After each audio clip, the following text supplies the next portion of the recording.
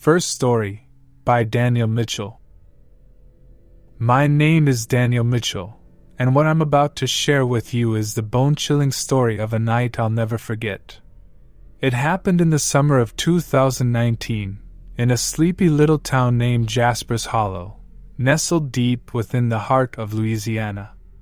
You see, it wasn't a haunted house or a carnival freak show that scared me that night, but something far more sinister. The carnival had rolled into town that week, casting an ominous shadow over the otherwise serene streets. It was a dilapidated affair, with faded colors and rusty rides that looked like they had seen better days. Curiosity got the better of me, and I decided to pay it a visit one gloomy Friday evening. Little did I know, my life would take a chilling turn that night. As I strolled through the carnival grounds, I couldn't help but notice the peculiar atmosphere.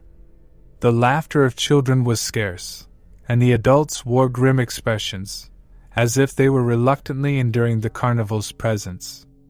But what struck me as the most bizarre were the carnival workers.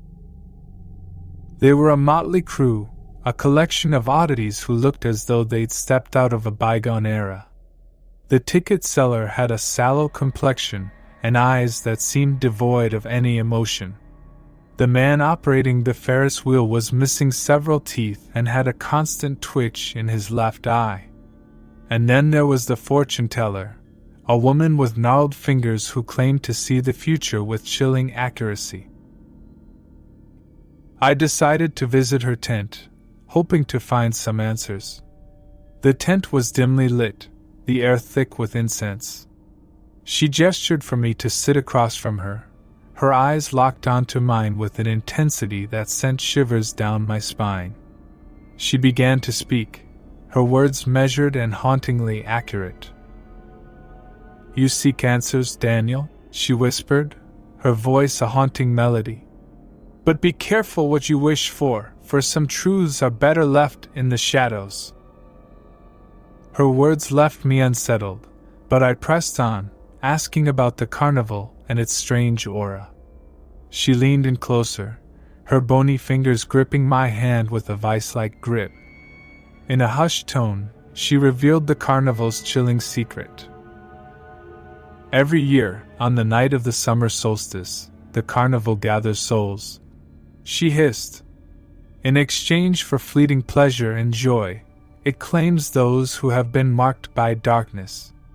They become part of the carnival, trapped for eternity. My heart raced as I left the tent, the words of the fortune teller echoing in my mind. I couldn't help but feel that I had stumbled upon something sinister. I tried to shake off the fear and continued exploring the carnival, but the eerie atmosphere clung to me like a second skin. As the night wore on, I noticed a growing sense of unease among the carnival goers. Whispers of disappearances circulated, and fear hung heavy in the air. I decided it was time to leave, but just as I was about to make my escape, I saw something that made my blood run cold. A group of carnival workers, their faces twisted in sinister grins, dragged a struggling man into a hidden tent.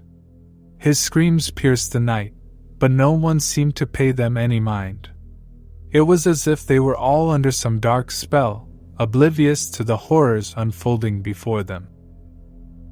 Terrified and desperate to escape, I made my way to the exit, praying that I hadn't been marked by the carnival's malevolent forces. The memory of that night still haunts me, and I can't help but wonder how many souls the carnival has claimed over the years, their fates sealed on the night of the summer solstice. Second story, by Emily Parker. It was the summer of 2018 when I found myself in a remote village nestled deep within the Bavarian Alps. The village, whose name I've long forgotten, was known for its isolation and the peculiar carnival that descended upon it every year. The carnival arrived without warning, its presence felt through the eerie whispers that spread like wildfire among the villagers. They spoke of strange rituals and unsettling masks worn by the attendees. Intrigued, and perhaps a bit foolhardy, I decided to investigate. The carnival grounds were located in a clearing surrounded by towering pine trees, their needles casting long, ominous shadows. As I approached, the sight that greeted me was a surreal and unsettling one. Attendees, their faces hidden behind grotesque masks, moved in slow, synchronized movements. It was as if they were performing a macabre dance, one that sent shivers down my spine. The masks themselves were a sight to behold, each one more grotesque than the last. They depicted twisted and contorted faces, some resembling demons, others like ghoulish specters. But what struck me the most were the eyes behind the masks. They were empty, devoid of any emotion or humanity. I couldn't help but notice that I was the only outsider present, and the villagers, their eyes filled with fear and apprehension, avoided making eye contact with me. It was as if they wanted to distance themselves from the strange carnival and its disturbing festivities. As the night wore on, the atmosphere grew increasingly tense. I watched as the masked attendees gathered around a large bonfire, their movements becoming more frenzied. The air was thick with the scent of burning wood and something else, something foul and unnatural. Then the rituals began. It was a harrowing spectacle, one that I struggled to put into words. Chants filled the air, in a language I couldn't understand, and the attendees raised their hands to the sky in a gesture of supplication.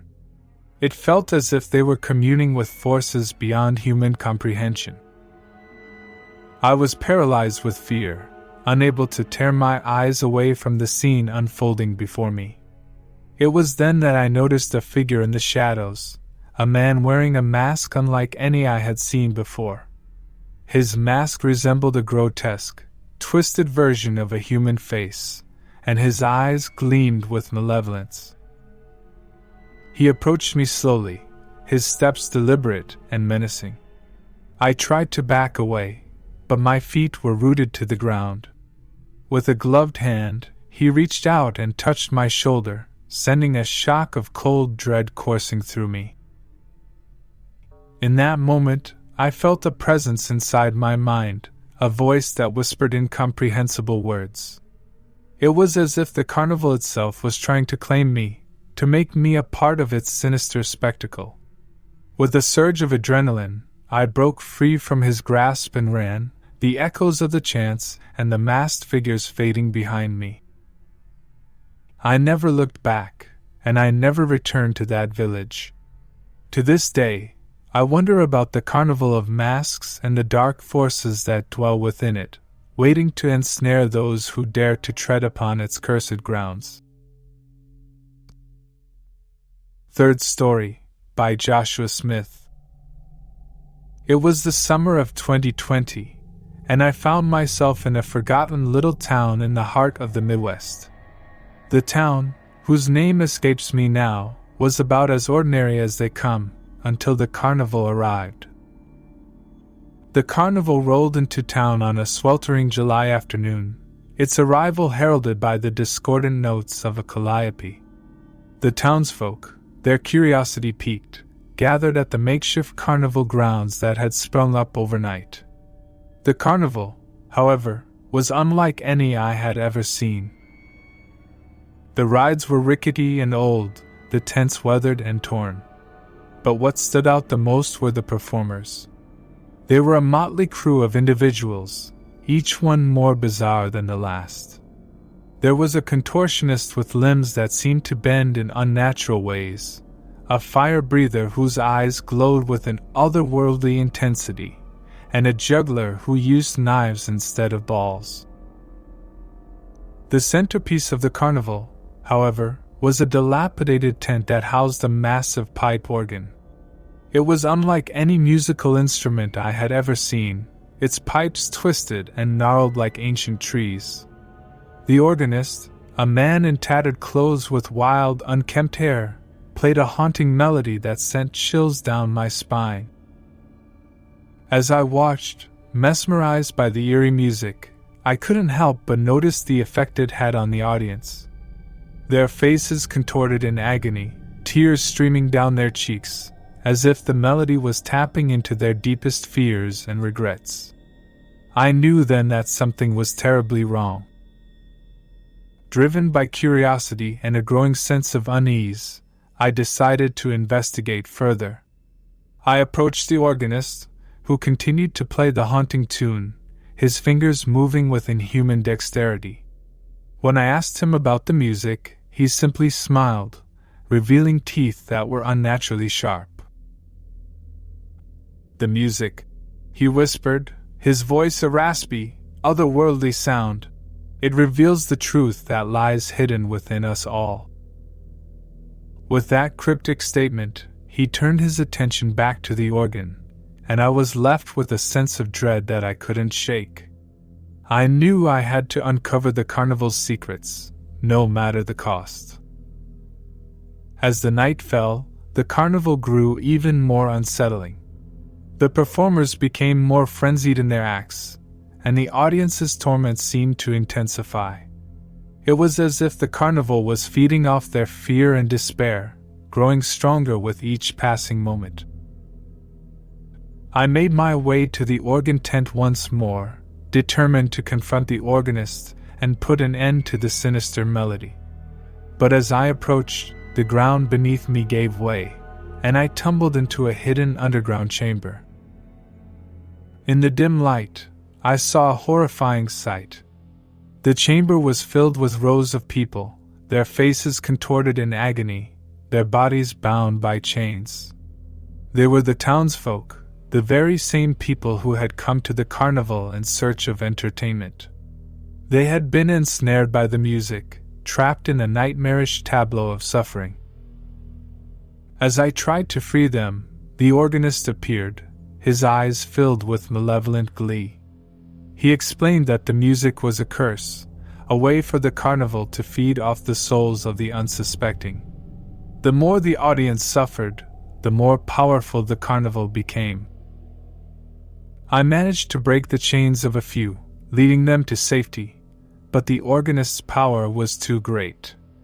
With a final, chilling chord, he unleashed a wave of darkness that consumed him and the entire carnival, leaving behind nothing but an empty field. The townsfolk were saved, but the memory of that night still haunts me. I often wonder how many other towns have fallen victim to the carnival's sinister melody, and if it will ever return to claim more souls in its relentless pursuit of power. Thank you for watching whole video. Check this video you see on the screen, it's one of my favorite. Don't forget to hit that subscribe button and smash that like to support my free and daily content for you. If you enjoyed this video, drop a comment and tell me what story got you chills.